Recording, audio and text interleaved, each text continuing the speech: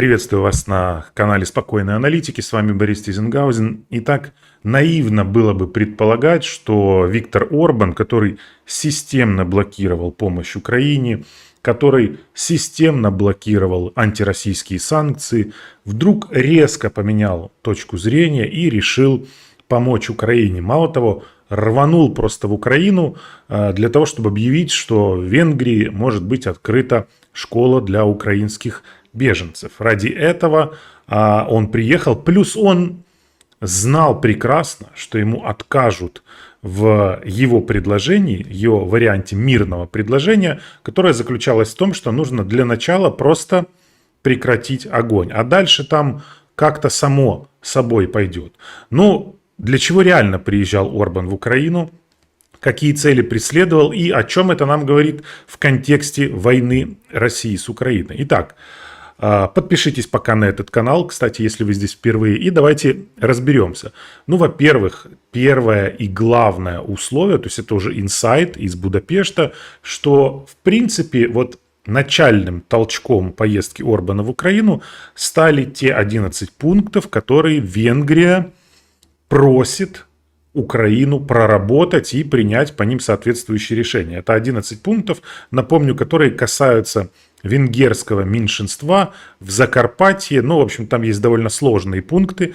Украина уже чисто политически через вице-премьера по европейской интеграции Ольгу Стефанишину сделала заявление, что Украина берет в работу эти пункты и что-то там будет с ними делать, искать компромисс.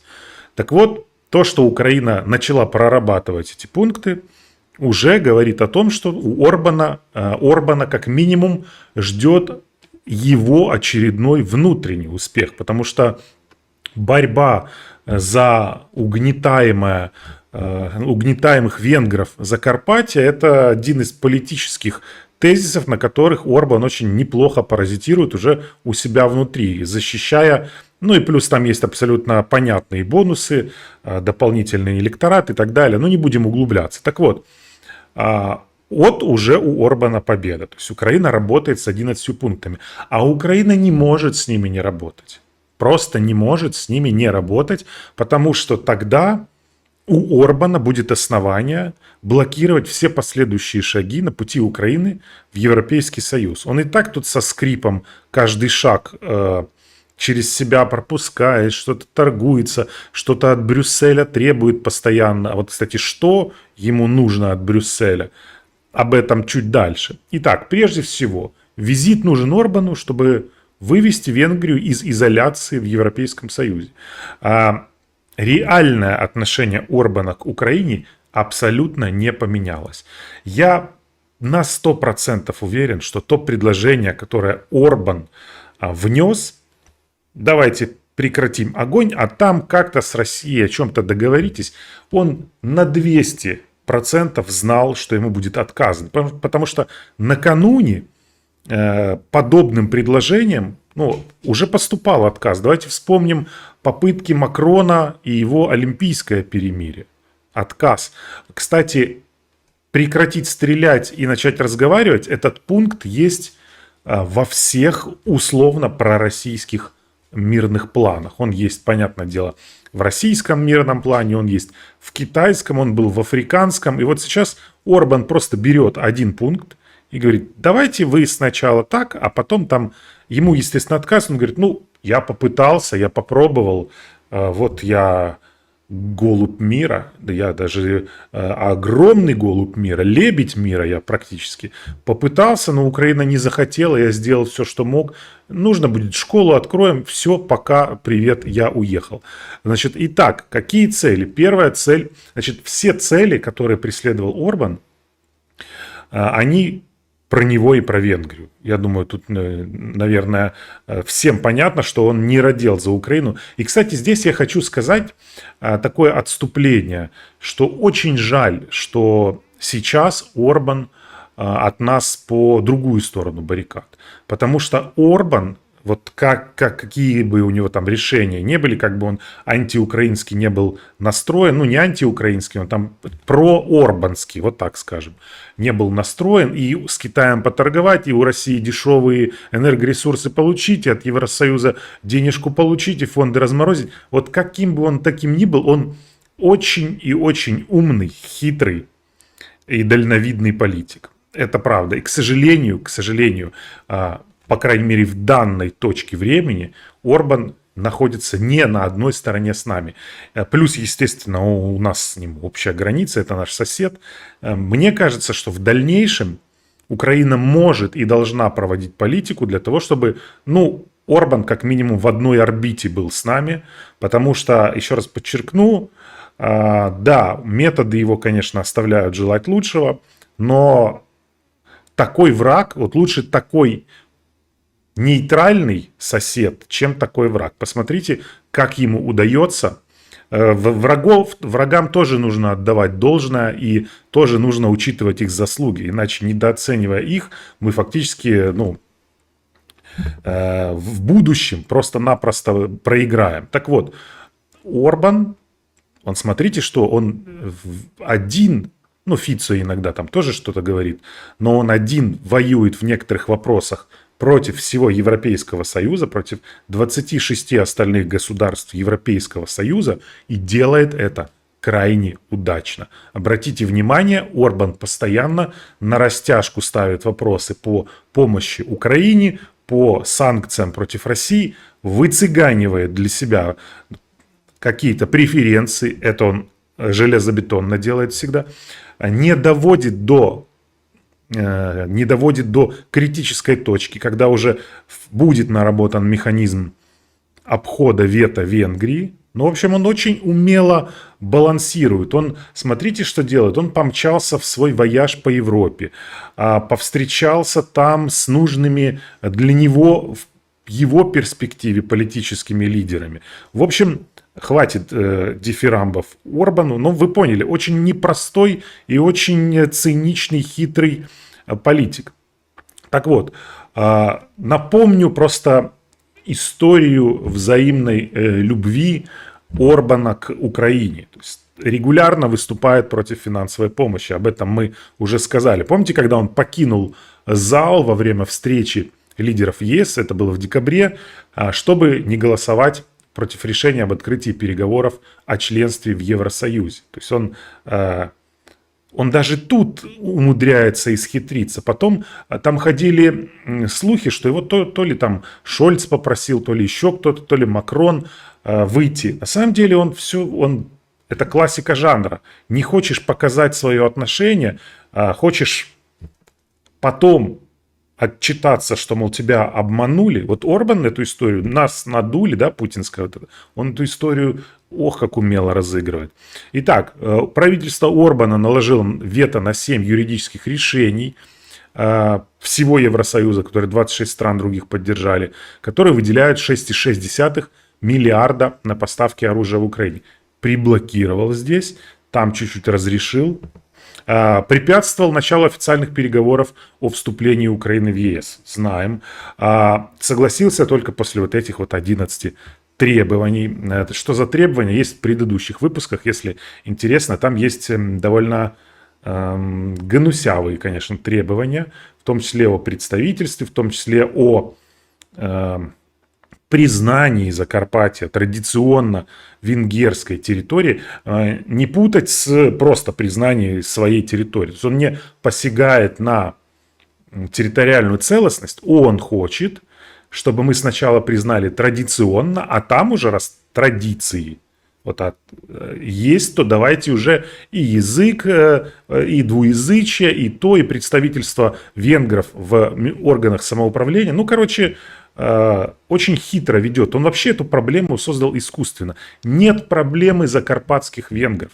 У них нет такой проблемы. Они сами не говорят, что их там кто-то ущемляет. Может быть, единичные случаи бывают, как везде они бывают. Посмотрите, что происходит в мультинациональных странах. Там постоянно какие-то идут межнациональные, ксенофобские, языковые терки, межрелигиозные, да какие угодно. А проблема, еще раз подчеркну, закарпатских венгров, она надумана, она создана Орбаном умышленно, специально. А, для давления на Украину. Б, в первую очередь для того, чтобы показать своим избирателям, венграм, что я бьюсь как лев за тех, кого там ущемляют. Наша идея Великой Венгрии, вы все ее помните, бла-бла-бла. Ну, в общем, очень хитер. И, кстати, Орбан, он один из двух всего европейских лидеров вместе с канцлером Австрии, которые вообще с момента полномасштабного вторжения встречаются и общаются с Путиным. Ну, а министр иностранных дел, господин Сьярто, 5 раз ездил в Россию, и вот недавно относительно был на экономическом форуме в Санкт-Петербурге. Ну, то есть, как говорил Кучма, многовекторная политика. Ну, переводя простым языком, одной задницей сидишь на нескольких стульях. Тут главное, чтобы ничего не порвалось, потому что уже трещит на самом деле. Так вот, предложил Орбан, давайте вы сначала прекратите стрелять. Офис официально, офис президента отказал ему. Жовква прокомментировал это. И, в общем-то, Орбан сказал, ну, извините, так вот случилось. Ну, я предложил, Украина не хочет. И давайте-ка перейдем к главным причинам, почему это Орбан вдруг... Тут нужно понимать, что, в принципе, с моралью у Орбана все хорошо. Ее у него нет. Поэтому заморачиваться, туда поехать, там пожать руку нерукопожатному для выгоды здесь. Но мне кажется, что это вот некий собирательный образ успешного современного политика. Помните, как Трамп нахваливал Орбана? Трамп в своем репертуаре, конечно, нахваливал. Он сказал, вы знаете, сейчас поймете, почему смеюсь. Так вот, Трамп сказал, знаете, такой есть очень классный политик Виктор Орбан. Он лидер Турции, первый штанга первая. И вообще у него там, значит, граница с Россией. Он такой большой молодец. Ну, в общем, свалил все в одну кучу Трамп. Но действительно и Трамп Орбану, и Орбан Трампу постоянно отвешивают такие дипломатические реверансы. И Трамп очень... Трамп вот как тоже максимально циничный политик, у которого в фокусе деньги, затраты, деньги, интересы его избирателя, он вообще кайфует от того, какой Орбан. Смотри, он и с тем подторговал, и с тем хитрым. Но лучшим, конечно, торговцем Трамп называет, вы сами знаете кого, Владимира Зеленского. Торговец – это не оскорбление. Для Трампа торговец – это вообще какое-то самое лучшее, наверное, самая лучшая похвала. И он 3 раза он за последнее время повторил, что Зеленский лучший торговец, потому что когда он приезжает, каждый раз уезжает с 60 миллиардами. Ну, мы уже 100 раз с вами говорили, что Зеленский не уезжает с 60 миллиардами, а, собственно, это небольшая плата за то, что когда-то Украина лишилась ядерного оружия под гарантией тех, кто сейчас нас обвиняет, что мы тут чего-то многого хотим. И еще раз подчеркну, что обладай Украина тем, что когда-то у нас с доброй улыбкой, похлопывая по плечу, забрали, а это даже не утилизировали, а часть отдали России, собственно, те самые самолеты Ту-22М, Ту-95МС. Часть из этих самолетов когда-то стояли на наших украинских аэродромах, и сейчас они взлетают, самолеты дальней авиации, бомбардировщики, запускают по нам ракеты, а ядерный арсенал, часть из него сейчас является угрозой шантажа со стороны Путина ядерного. Вот это так что не мы тут 60 миллиардов просим, а если бы, да, ну если бы да кабы, я сам знаю. Так вот, переходим еще к 2 очень важным причинам, которые вообще не касаются Украины, но касаются Орбана. Почему он был здесь? Кстати, если нравится вам канал, то есть возможность всегда поддержать команду, которая над ним работает. Очень просто это сделать. Есть ссылка, закрепленная в первом комментарии, ну или в описании к видео. Если по ней перейти, вы можете абсолютно произвольным донатом поддержать канал и команду, за что и команда, и я персонально всегда вам очень признательны. Итак, переходим к главным причинам. Первую мы назвали, так сказать, отбелить имидж. Этот визит Орбана проходил на фоне худших, чем ожидалось, результатов выборов партии Фидес Орбановской на выборах в Европарламент. То есть, и самое главное, неспособность этой партии присоединиться к основным политическим группам, ну, что трактуют из-за позиции по Украине. То есть из предыдущей группы Орбана выгнали, а в новую не приняли. Вот они сейчас с другими правыми там как-то пытаются объединиться в тройку, но все равно не хватает немножечко депутатов из других стран. Короче, Орбану сейчас нужно отряхнуться, отшелушить от себя антиукраинский образ. Поэтому он рванул сюда с необъявленным визитом. Кстати, во время войны так часто делается. Но мне кажется, что от кому-кому, а Орбану точно не нужно было переживать, что в момент его пребывания здесь начнется какой-то обстрел. В общем, вот то, что на фоне антиукраинской позиции и пророссийской он стал таким. Помните эту картинку, мем во время ковида, там пятачок, значит, на плотике таком, и все в маске звери, его так палочкой от берега отталкивают. Примерно так выглядел Орбан. Но после этого визита, да вы что, как это вы меня обвиняете в антиукраинской позиции? Я, как говорится, пули летели над головой. Я помчался в Украину, я предложил им, они отказались. Чувствуете вот красота игры, тонкость сценария орбановского? Ну и Европейскому Союзу тут даже не пришлось тяжелую артиллерию применять. Уже были угрозы ударить по экономике Орбана, но он вовремя всегда успевал немножко тормознуть, да, вот нажать на тормоза, отказаться. То есть он тут это очень тонко чувствует.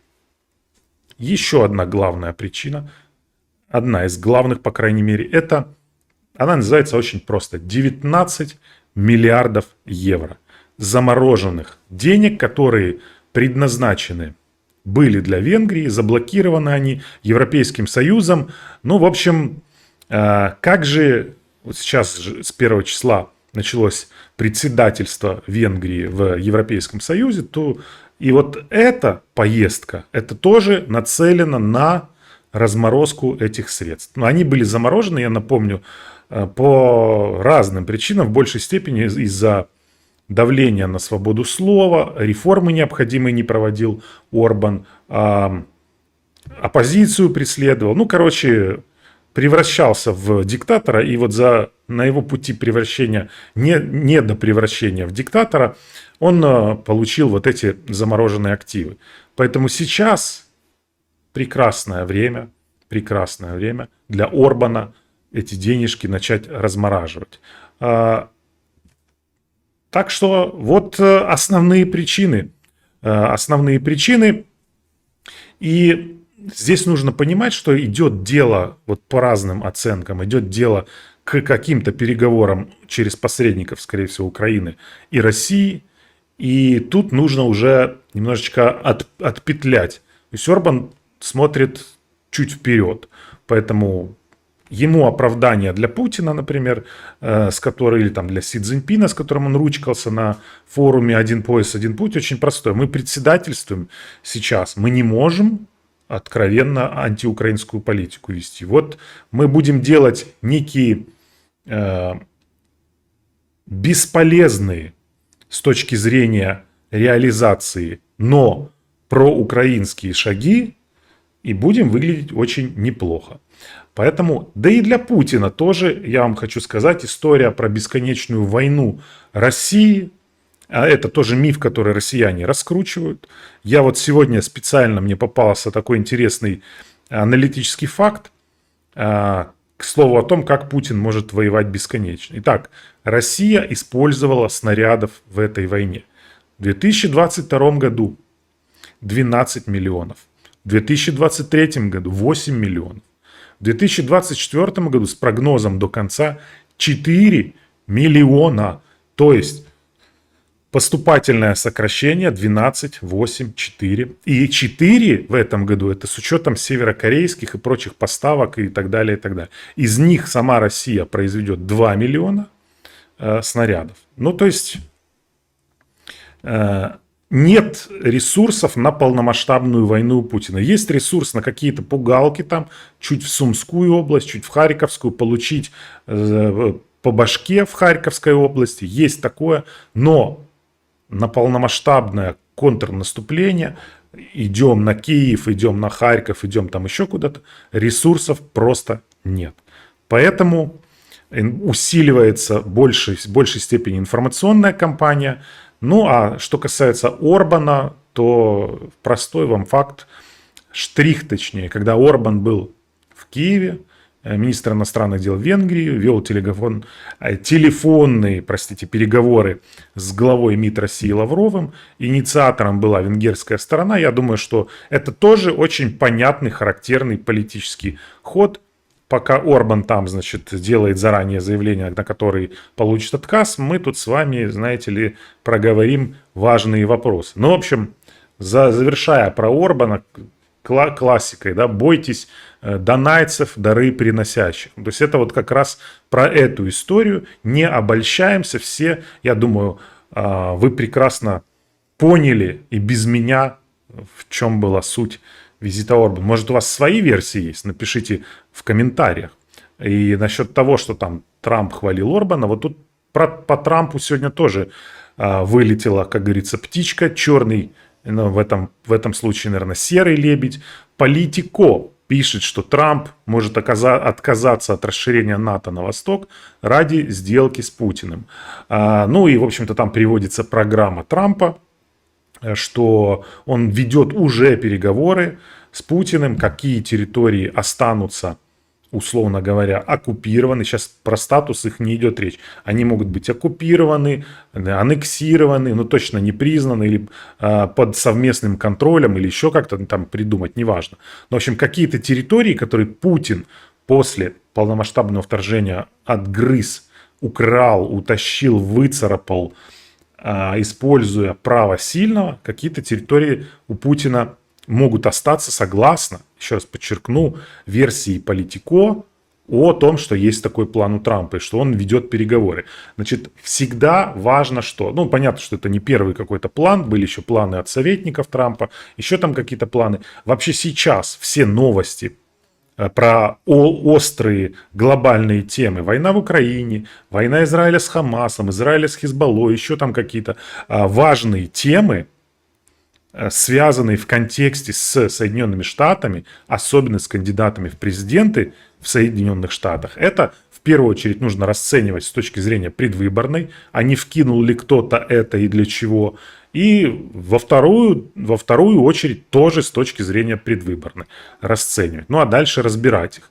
Итак, вот эта идея Трампа, гарантию Путину дать, что Грузия и Украина в НАТО не войдут, двухуровневая система самого НАТО, те страны, которые не выделяют больше 2% ВВП, не имеют права пользоваться 5 статьей договора Альянса, то есть не получают коллективную защиту. Зачем тогда вообще расходовать на Альянс, непонятно. Ну, в общем, такая идея, проброс со стороны. Ну и плюс, конечно, самое главное, это территории. То есть, условно говоря, переговоры с Путиным, какие территории останутся ему.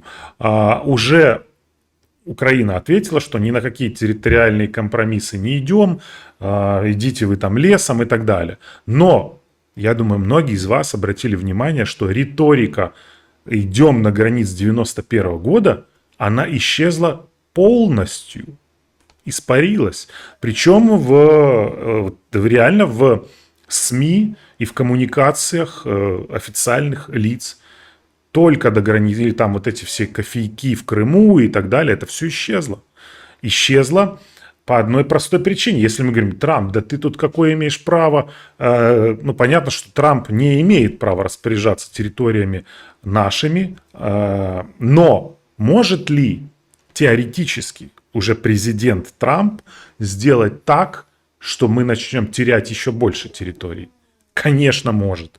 Конечно, может. Вспомните, когда мы ждали 6 месяцев пакет помощи американской, когда уже критическая ситуация была, и об этом говорили на фронте, и политики говорили. Полгода мы ждали.